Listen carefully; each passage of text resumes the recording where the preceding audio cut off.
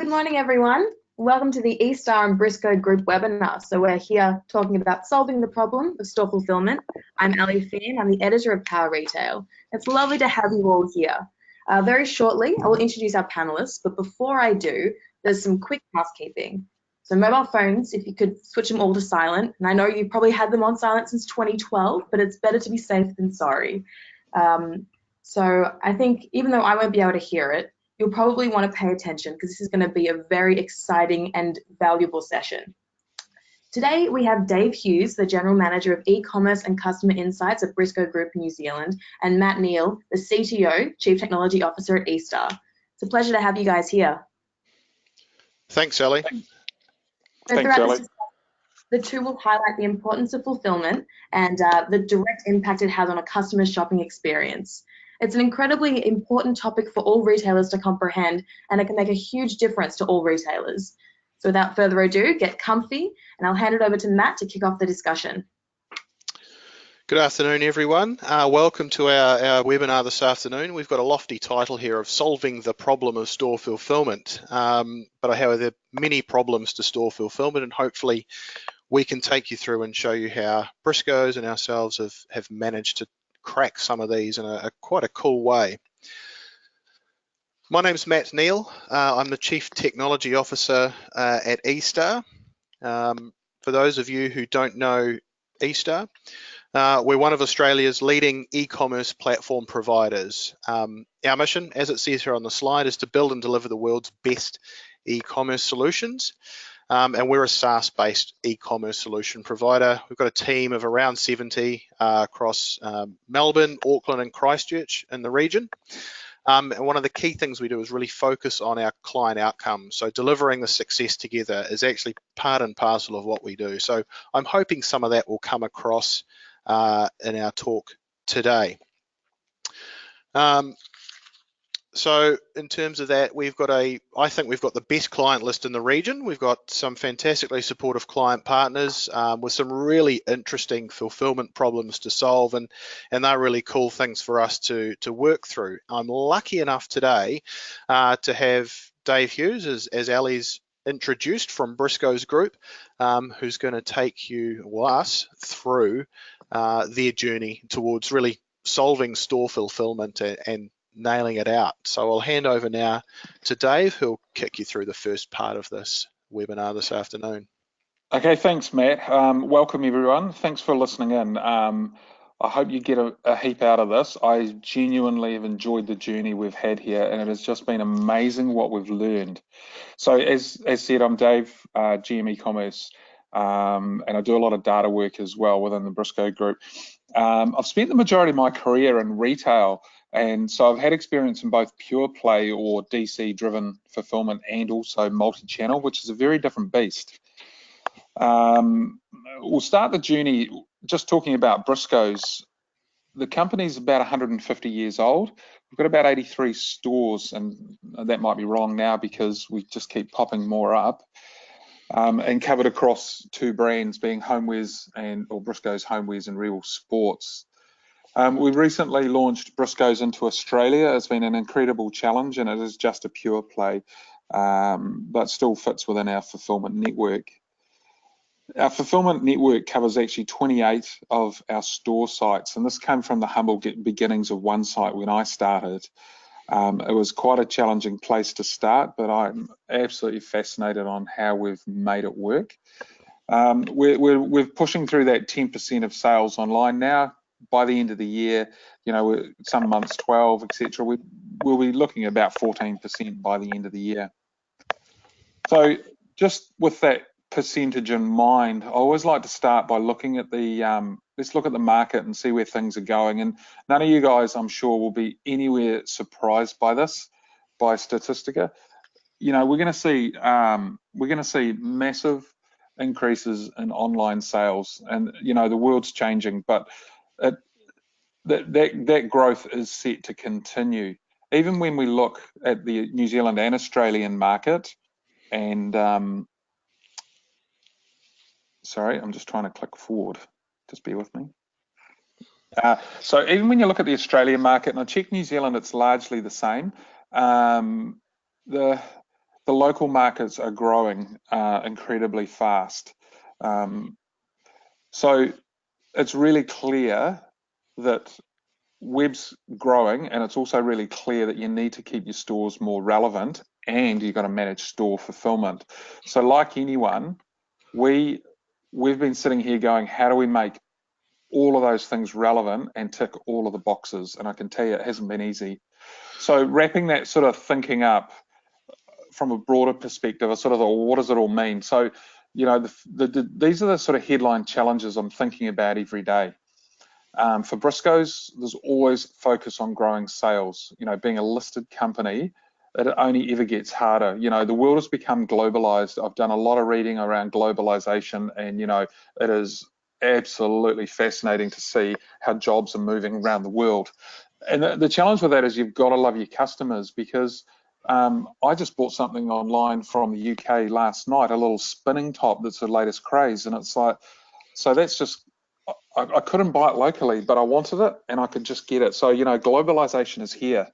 The market's becoming really volatile. You know, it's been a roller coaster ride, up and down.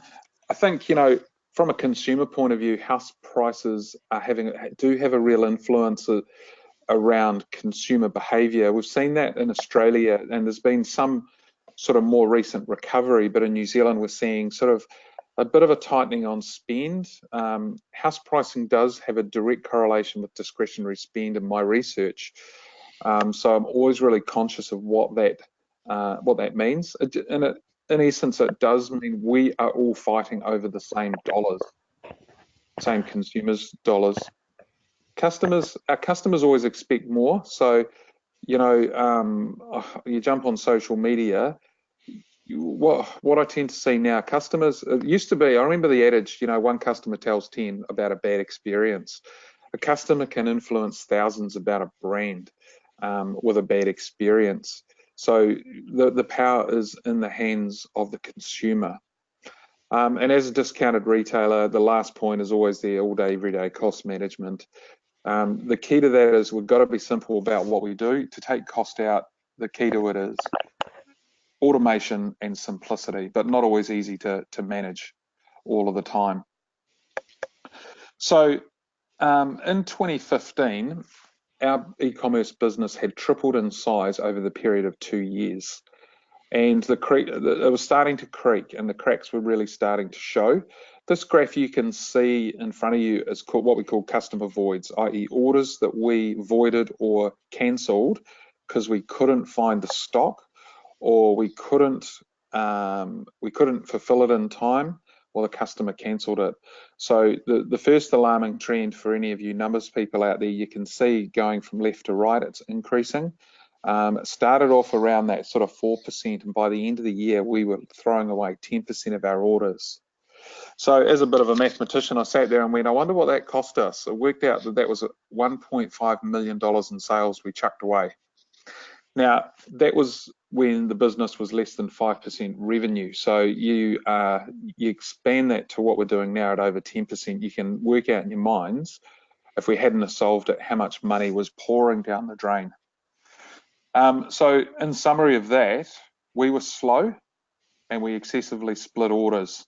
Now, anyone seen this picture before will understand we were the parochial team trying to, I guess, fight amongst the big retailers, but we actually tripped over our own growth. This image really sums it up for me. We were competing really, really hard, but when we looked under the hood, we had a whole bunch of things that weren't working. We didn't have a pile of capital to pour into this and solve the problem, so we couldn't go to a Manhattan Associates and spend millions of dollars because the business case would never work. E-commerce was still relatively small, and I was still the noisy person trying to get attention around the table. And I was being told, you know, you are only 2 or 3% of the business, you need to act like it. Different story now. Grant Dalton said, we need to throw the ball as far as we could and do whatever it takes to reach it. And we had to as well. So we sort of had a bit of soul searching and said, we've got to find a way to get this right because this is awful. And, you know, there's nothing worse than escalating customer calls and having them tell you how stupid you are when your order hasn't been shipped for weeks, and we can see it hasn't been shipped and we just can't get it sorted. So, they were the hard times. So we needed to get back up on the foils and get some flow. Now, at this point, you're probably going to ask yourself, why would a person that's come from pure play actually bother with store fulfillment? Why wouldn't you just get a big DC, problem solved, and bit of cost, but you would actually solve the problem? Well, actually, I remember one morning going, I said to one of my colleagues, I want to crack this. I find it fascinating because what I'm learning about stores is store fulfillment changes the disciplines around stores. So what we find is web stores or stores that do fulfillment tend to outperform their peers on a like-for-like basis. And that's largely because the managers are essentially become a stronger group of people. They tend to manage their stock to floor faster. They'll manage their stock rooms more acutely. They'll find balance between the two tasks, and they will be hungry for information. So what we found, it really did create more capable people. And as part of this journey, I have to say that's probably the biggest win I've really, really enjoyed about store fulfillment, is seeing how well our people have grown. I also think this type of fulfillment model keeps stores relevant. So the challenge we've all got as retailers is store relevancy and cost management. You get a good balance between the two. And just to point on this, I've modeled this both ways, and I keep modeling it, and on paper try and convince myself either way, have we got it right? From a financial point of view, at the scale we're currently working on, it still works. Now we're moving into click and collect. Moving click and collect into fulfillment stores was actually relatively easy for us because we had the disciplines already in place. So that meant the switch on was really around the physical setup, and then the training was already fundamentally there. A few tweaks and we're away. Then we could take the people from the already set up sites and move them into the non-fulfillment sites and start training our other teams. So having the discipline in place really did make a difference, or does make a difference. So how do we make it work? For me, it always starts with people and ends with technology. The key to it is you've got to work with your people to get the best out of them you can. I find if you really do focus in on people and maximize the capability in the current process, when you do augment with technology, you really do get a step up in output, and you can really measure your ROIs really, really well. So that void graph we talked about earlier, where I said, the $1.5 million lost, half the improvement that we've made on that actually came from changing how people behaved. But that wasn't really enough. We had to squeeze it harder, and we wanted to get the rest out. And what we came to realize was the answer actually lay in technology. We actually needed some help. We couldn't do it ourselves. We didn't have the horsepower, the brain power. We needed to get some people involved and make a difference. So we said to Matt, hey, Matt, we've got a problem here. Can you help us? Yeah, and so the problem Dave and his team came to us with was a really cool one. At eStar, we've got a history with fulfillment. We started out ourselves as a retailer of CDs and DVDs. This is back in the dark ages when music and movies came on these wee plastic discs that you've probably seen in your local museum. And when you're sourcing those things locally, both from Europe, the US, with a variety of own stock, drop ship, long tail, back orders, and 3PLs, you get to be pretty good at fulfillment. And so we love these problems. And the one they had was a cool one. Dave's analogy of Team New Zealand tripping over their bows there and capsizing, Briscoe's really had gone so fast that they could no longer foil, and they fell over. So we wanted to be able to provide that. And I'll touch on one thing that Dave mentioned earlier, and that is flow. So what does flow mean? Well, we've got a beautiful picture of a mountain stream here. However, that's just to provide some background. What I mean by it is that many of you will know that in so many parts of your fulfillment process, orders stop. Then they start again, then they wait, and it's quite a stop-start operation through most fulfillment cycles. And flow is about smoothing that. It's about getting a continuous flow of orders from the customer placing it through all of those various steps that you have to do, and smooth that out through the fulfillment process so they can get orders to customers as quickly as possible. So what we wanted to do is look at where are all the places orders stop and why. And that's where we started from, because there's a huge amount of them within any fulfillment process usually, and it's often waiting on a person. Dave talked a lot about the people part that they'd worked on internally, and there's only so much you can do with people before you need better tools for those people. And so that's what we was really the fundamental goal there. And so we started of trying to find out how do we get flow, and we started, as all good things do, with a meeting. Everyone loves meetings, and with all meetings, it felt like we were, starting off just really pushing a piece of string around the table, trying to understand how can we get this thing to work. And we're all coming at it from a very, the background that you have of how orders get allocated to dispatch locations, how it should be done. And then we threw that out, and the first eureka moment was really, well, what if we pull? And like pulling a piece of string, everything sort of seemed to fall in line after that. So there was a flurry of discussion. There was some terrible artwork on a whiteboard, and we sort of blundered into a really good idea. And someone at some point drew a diagram on the whiteboard and explained what it was in some very simple terms. And if there's one thing I can sort of digress on, was getting that terminology right really helped. It helped Dave sell his business case internally. It helped us as technical people talk to business people about the problem we were solving and how we were going to solve it. And that really hung us through the whole way of the project, was something we could always come back to, that common language, that common diagram, that common terminology, that was really so simple. And those shared language things and common view of problems is so important in this. And the one pleasing thing was that day one concept sort of held up throughout the project and became a sort of a touchstone for checking the work that we've done.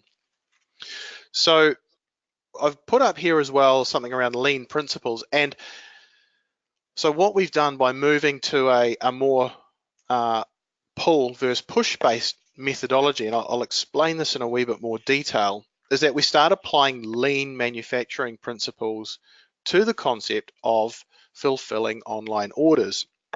And that really was the fundamental decision, was switching from push, where we take the order, quick, apply some business rules and send it out to the dispatch locations, stores in this case, for fulfillment, to changing one that's driven by demand, where it's the actions of people in the stores that actually drive the action of allocating the orders. Now, there's some very cool things that come out of that, and again, relating back to those lean principles around delaying the decision making to the point in time as close as you need that decision made. And there's some advantages to that around stock management, which we'll cover off, but also do the least amount of work you can, and minimize the wasted work. And so by switching from a push methodology to a pull methodology, we sort of achieved that, not totally by accident, but we sort of blundered into it. So to illustrate that, in virtually all existing fulfillment systems, especially around online orders, the orders are allocated across fulfillment points in a push methodology. The rules are applied and orders are allocated as quickly as they come in. We want to get them out to the fulfillment centers so they can get them to customers. But when you're dealing with scale, and by scale, I'm talking thousands of orders an hour over long periods of time, 2-3 days, whatever a sales period is, those order volumes keep coming in, and you end up with overloaded fulfillment points, orders that are waiting for actions from people who are busy running around the store trying to fulfill these orders, and often it becomes so hard you start seeing orders being voided. Dave's void problem is one of those direct outcomes from there, and you just end up in order management hell, where you're getting further and further behind with more and more customers disappointed. and in the meantime, stock is moving, and that's especially true in the store fulfillment scenario. So why would we change? Well, by pushing an order out, all of a sudden, any other stores that could have fulfilled that order no longer can. They have to wait, if they ever get it at all.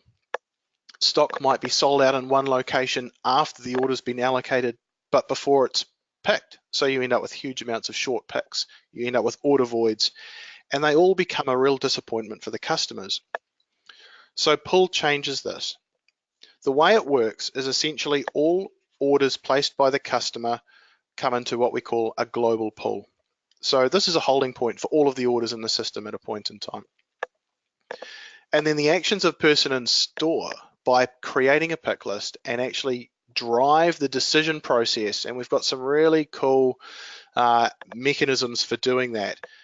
It's at that point in time that we allocate the order to them. So we're evaluating stock in real time. Now, why would we do that? Well, that difference in time between allocating an order to a store and the pick happening, is that difference in time decreases the probability that the item you're looking for is going to be on the shelf. That's especially true when you're on sale. You've got people coming into store, buying items off the shelf, and the longer you're waiting with an order to be picked, the more likelihood that item's not going to be there. By shortening that time into pretty much immediately after taking that pick list, you're going out into store and you're picking those items off the shelf virtually immediately, reduces that probability of a short pick by a huge amount. And so by making these decisions on proximity to customer, freight cost, stock levels, whether it's a click and collect order, how busy the dispatch location or store is at that point in time, how well they perform relative to the other stores, we can start making some very smart decisions around how this works. And usually we'd be able to show a video at this point in time. We've got Mark Greaves, who's the supply chain manager or head of supply chain from Briscoe's, does a really good job of explaining it, and there's a really neat graphic, and we'll share the link to the video on our website after this webinar this afternoon for you guys to get a really good understanding of how this works. And so we put this in place with Briscoe's, and we went through and developed it, and it was great fun. We actually sent our developers out in store and realized that actually these guys work in the real world. And for us as a technology company, having a tool that's used in the real world is actually kind of cool. And having seen how we change it impact how people who are working in these stores actually go about doing their day is quite interesting. So it's all well and good sitting behind your screens, writing a bunch of code, implementing an idea that's been conceived around a whiteboard. That's the dream. But the tech, after all, is just a tool, and we needed to go out and see how it was being used. And one of the cool things we saw was, stores have some really interesting problems, especially around stock. Stock is not always where it was put when you're filling the shelves. It moves. Customers move stock. They pick something up, walk around the store and put it back in the wrong location. Sometimes they even walk out of the store without even paying for it, and we've got no idea. And so, no matter how smart your developers are, no matter how smart you think you're being with these grand ideas, we need to understand what's going in store, because they're quite unpredictable places. And I think, take some of those learnings and apply them back. And I think we did that quite well here. And I think, Dave, you've got a really good story around repoints when that stock does go missing and when you can't find what you're looking for in store. Cool. So what we'll do is talk about what do we achieve? What came to all of this? So we'll start with freight. So back to store fulfillment, probably one of the compelling stories there is local freight. So anyone that's shipping nationwide from a single location will understand this. You have differing freight rates. By store fulfillment, using the store fulfillment, we are maximizing our local rates throughout the country, and that has quite a material impact on total freight costs. Not always perfect, but it has been materially better. So back to those cancellations, I want to sort of highlight that little green line at the bottom there that's not sort of showing its head too far, but the 10% peak of customer voids, we've now got that down to about 0.5%. And that also includes customers that actually cancel themselves as well. So that, to me, I'm really, really proud of this, and I'm proud for two reasons. One, we got a big chunk of the money out with our people, and the second part was the technology has worked. And there's nothing more rewarding. You can see in the orange line there, when we started turning things on and improving, you got a step change almost overnight. And that's really, really reassuring and rewarding when you can see that, because this was money we were leaking out every day. Repoints that Matt mentioned is really important. So we were manually moving orders from store to store, trying to chase the stock. So at this time of year, so right now, 2-3 years ago, I'd be sitting in the office trying to help the team repointing orders. What I was finding was we were repointing the same orders round in circles. We'd be there till 10 o'clock at night trying to find the answers. But the problem was, because we were running the process, we were too slow. And because we were slow, the stock was selling faster. By the time we got the repoint done, it was coming back at us again. So it just wasn't working. And I vividly remember sitting there doing this thinking, oh my God, we've got to find a better way. We can't do this. So, so the answer there was we actually had to change the process, and that's where I love automation and tech, because this wasn't one I could solve through people. This was one that had to be solved through doing the process differently. Sorry, so that graph I've just put up there is the repoint percentages going through, and you can see again the step changes that have happened since we put in the auto repoints. And there's no way I can tell you how great auto repoints. There's probably no great metaphor I could use apart from it puts a smile on your face when you're not sitting there at 10 o'clock at night trying to guess where the stock was, trying to move orders across and convince people that, you know, we were on top of it. I guess the real acid test to this is when you talk to our store managers, particularly the ones that run store fulfillment. We always hark back to the bad old days, not the good old days, because it was truly hard for these guys in the past. What they say now is, you know, the processes we've got in place are just life-changing for them. They can, you know, they can go to work in a day and feel really comfortable to be on top of the work, not pulling their hair out, ringing support to try and find and solve problems.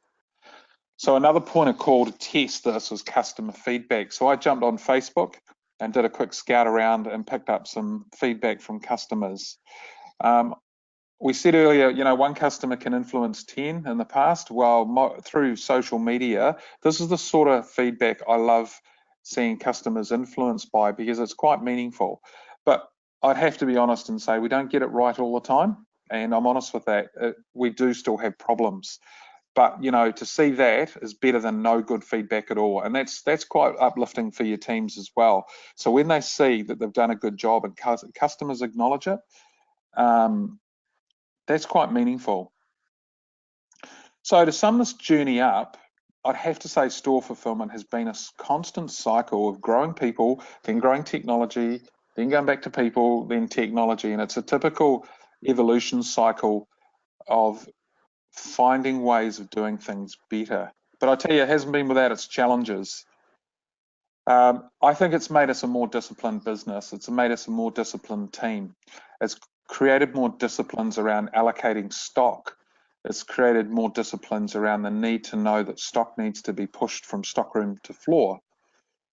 It's made our retail operations a hell of a lot more transparent. And the information that we use around fulfillment has really, really changed the behavior of stores, because in a lot of cases, it's easy to get by in retail without looking at your reports. When you're running web fulfillment, you have no choice. You've got to use the information. And that's a lot of where the discipline comes from. But I think the most important thing is here, is we couldn't do it by ourselves. You know, you've got to have the right people around you and get a wider team thinking, and work out, you know, how can you do this better? So without this platform, I would have to say we wouldn't be fulfilling from stores. It would, I guess, like other retailers, you'd end up in a situation where you've got to centralize because it is just too complex, and at scale, it is an absolute nightmare.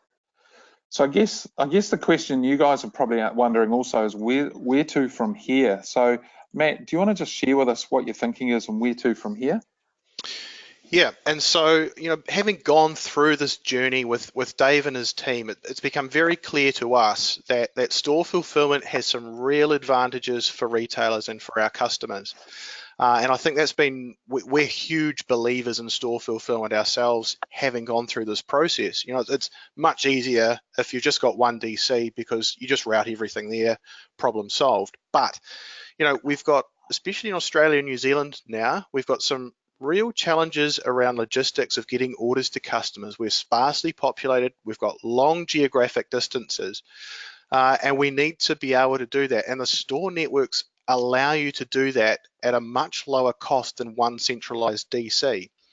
Few of the other advantages with store is you've got more stock available, you've got a greater range that you can put up online, so you're able to make better use of the product you have sitting in stores, not just what's in the DC and available for online at a point in time. You know, and it's a great way to keep stores relevant. You know, we've got these global players like Amazon coming down into our part of the world and really trying to, you know, they're competing with us. They're competing with our local retailers. But your store network is actually probably one of your best assets in that fight. You can get orders to customers faster than they can. You know, anyone who's got a store network knows that if you can get an order to your local store and you've got an effective process for fulfilling those orders, you can be faster to your local customers than anyone shipping from a DC in one location, and whether it's in Australia or New Zealand. So we're massive believers in this store fulfillment process.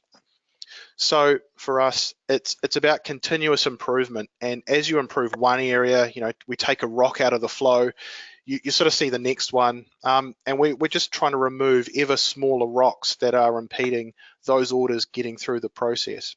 So now we're really chasing incrementals. You know, Briscoes are a great example of some big gains that have been made. And we're working on those quality of life, I guess, improvements in our tool set for our customers. And I think what we've got out of it and working with our customers so closely is something that's truly world leading. Like, we have not seen anything that comes close to the, you know, the success that these guys are seeing. And it's not just Briscoes for us. You know, they were the client that we worked with and had the great ideas with in the super awesome, fun whiteboard sessions. Thanks, Dave. But our other clients have benefited from this as well. It's something we've built for our platform. And you don't need to be using our e-commerce to use our fulfillment solution here. But we've had some other, you know, clients with equally interesting challenges. Buying groups and franchise operators especially have always struggled with online, especially when franchisees see the web as a threat to their own business. Store fulfillment is a way to engage with them and actually be able to demonstrate that if you're shipping from your local store, for your online orders, you're going to drive more foot traffic to that local store with click and collect volume, and people recognizing that, oh, hey, all of a sudden, you know, like Briscoes, their fulfillment has gone from, you know, 4 or 5 days down to 1 or 2, which is, you know, incredible. It starts to help drive that in-store as well. And so since we've rolled out our fulfillment solution here and our advanced routing, we've had some recognition as a finalist in the New Zealand High Tech Awards. We've recently been nominated into the NORA Best Fulfillment Technology category, so please vote for us if you use it.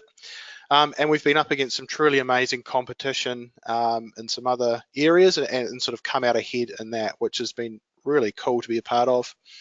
And we've also had a couple of major global research and advisory companies, who I won't mention names, chasing us to include us in their vendor guides. And I think possibly one of the best things that's come out of this is we've actually had our competitors in the e-commerce space come and talk to us and say, well, you guys are doing this fulfillment thing, want to work with us, and we're totally open to that. As I said, you can use our fulfillment without having to use our e-commerce. We'd love it if you did. But it's been an awesome journey. We've learned a lot, and we're really proud of what we've developed, and even more so, we're just absolutely stoked to have seen the results that our customers achieved, and the volumes that Dave's team are processing day to day now, and especially when they go on sale, are just mind-boggling. They're setting some pretty big numbers. And it's really great to see how well it scales and keeps that flow going, and we just want to see it go faster and faster. So it's been an awesome journey in that regard. So after this webinar, guys, we'd love to talk to anyone who's interested in this, so please sing out, and I think we've got some time now for a bit of Q&A. Thanks, guys. That was a really fascinating webinar. It had some amazing insights. So we are going to throw it to the audience for a few questions, but I do have one of my own.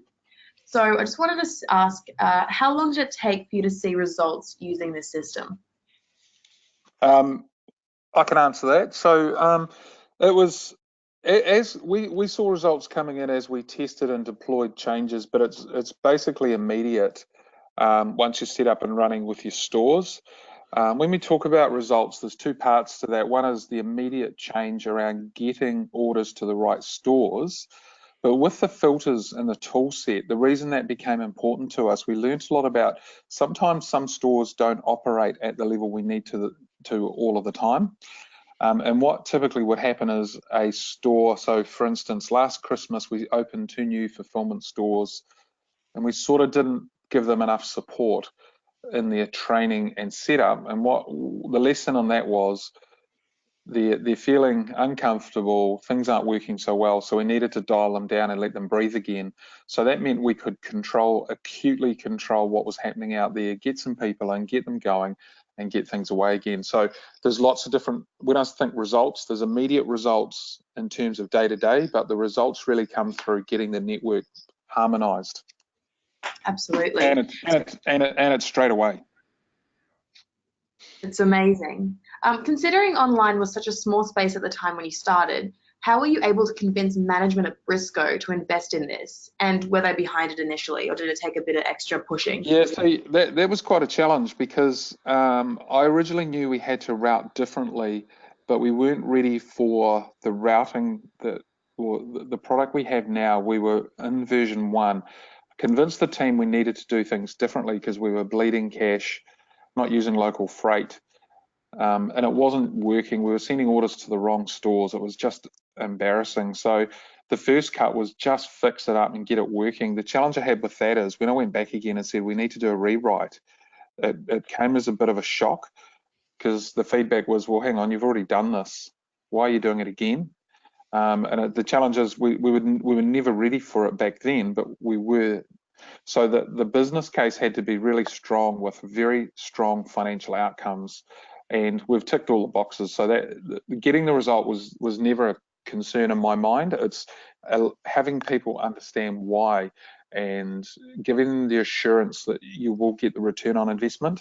That was the hardest part. So it was hard, but we got there. Fantastic. Now we have a couple of questions from the audience. So how could you apply this solution to a small business's store fulfillment system? Well, the beauty of it is that it scales. So it will work with 1 or 2 stores. It'll work with 1 to 200 or 1 to 2,000 stores. So it scales up and down as needed. So the rules that you put in place apply equally to a vast fulfillment network as well as a smaller fulfillment network. We've got another client in New Zealand here, I won't name names, who has a much smaller footprint than the Briscoe Group and a couple of our other clients, and they're using this quite effectively as well, making their stores very relevant to them and also helping make the best use of their staff's time. Can I jump in there? Look, if you got 1 or 2 stores, I think the way I'd approach it is I'd be looking at the filters and controls and looking for benefit in that. If you've got a vast array of stores, it's a no-brainer. You need the controls. You just have no choice. A little lesson I learned as well along the way, if you've got lots of stores, you have aged stock. This solution is brilliant because it absolutely rips aged stock out of businesses. We have situations where we're finding stock that we didn't even know existed. So it's awesome when you see your aged stock disappearing. Fantastic. So a couple more questions. What metrics did Dave use to demonstrate success? Sorry, that just cut out. Can you say the question again? So it's from Jocelyn, and it says, what metrics does Dave use to demonstrate success? So a primary metric that we look at every week is delivery on time in full.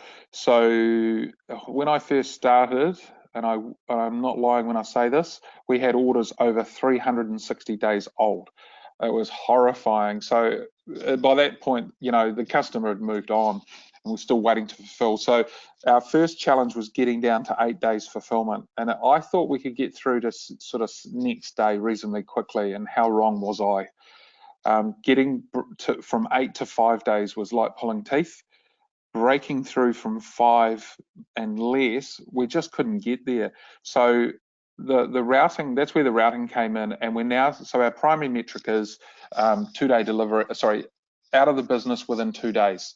So on some of the big sale days, we're out same day, and with a second cycle delivery with a courier, some customers are actually getting same day delivery. We don't offer that as a service promise because we can't guarantee it.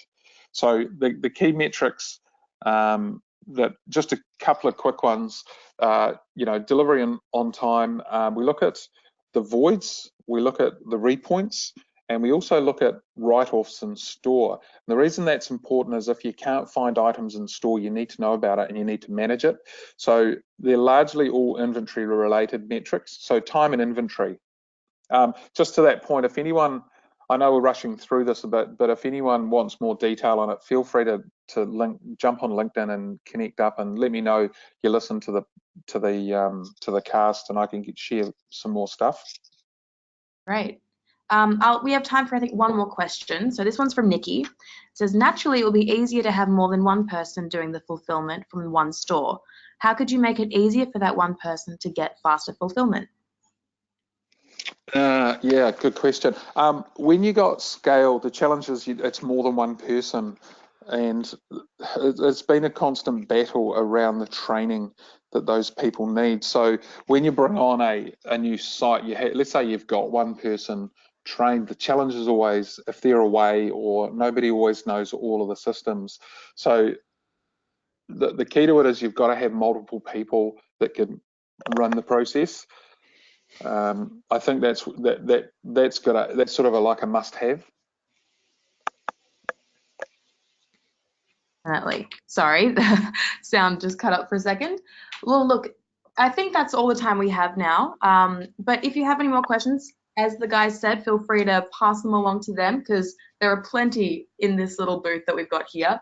But I just wanted to thank you guys so much for this fantastic session. I mean, I've certainly learned a lot. So if you guys want to re-watch this webinar in your own time, go back and think about things again, we will be sending out all attendees a link. So thanks again for this session, guys. We'll see you at the next webinar. Thanks, everyone. Thanks.